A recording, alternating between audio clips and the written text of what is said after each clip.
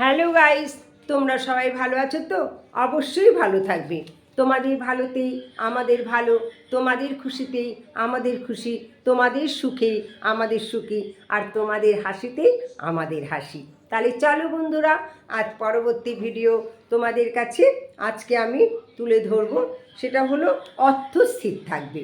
শুরু করার আগে লতার ডায়েরি চ্যানেলে যে সমস্ত বন্ধুরা আছো তাদের সবাইকে জানাই স্বাগত। নতুন যে সমস্ত বন্ধুরা যুক্ত হয়েছো তাদেরকেও জানাই স্বাগত। তাহলে শুরু করি। অর্থ স্থির থাকবে।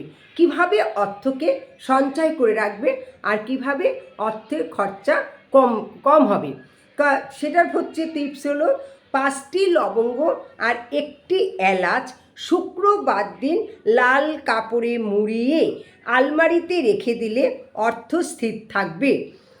আর ক্যাশ বাক্সে রাখতে পারো, এতেও অর্থ খরচা কমে যাবে। কেমন? লবঙ্গ সমৃদ্ধ এবং এলাচ সৌভাগ্যের প্রতীক হিসাবে বর্ণনা করা হয়, শাস্ত্রে বিবেচিত আছে। তাহলে বুঝতে পারলে কি বললাম, যে অর্থ কিভাবে স্থির থাকবে। দেখো, আমরা অনেক কষ্ট করে পরিশ্রম করে অর্থ উপার্জন করি, কিন্তু সেই অর্থটা যদি আমাদের উপার্জনের থেকে যদি বেশি ব্যয় হয়ে যায়, তাহলে মানে আমরা যতটা উপার্জন করছি তার থেকে যদি বেশি খরচা হয়ে যায়, ব্যয় হয়ে যায়, তাহলে সত্যি খুব কষ্টকর ব্যাপার, তাই না?